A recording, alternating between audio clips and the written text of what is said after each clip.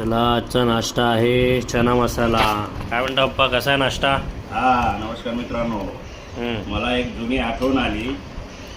गावाकडे जाताना शेलूमध्ये चना भेटायचा. हां, हे चणे खाताना मला आठवण आली. शेलूमध्ये चना भेटायचा, एवढा प्रसिद्ध होता शेलूचा चना. हां, लोक आवर्जून स्टेशनचे वाट पाहायची, शेलू कधी येतोय, शेलू कधी येते. हां, आम्ही चणे घेऊया, चणे खाऊया. हां. एवढे छान चणे बनवायचे शेलूचे. शेलू चण्याच्या याने शेलू ओळखल्या गेली. अच्छा, असा एक काळ होता 2000च्या अगोदरचा. हा, खूप छान चणे बनवायचे महाराज. अच्छा. तर ते चण्यावरून मला एक आठवण आली, म्हणून मी तुम्हाला छान छान. आज आपण चणे खातो ना नाश्त्यामध्ये, हां, म्हणून मला एक आठवण आली.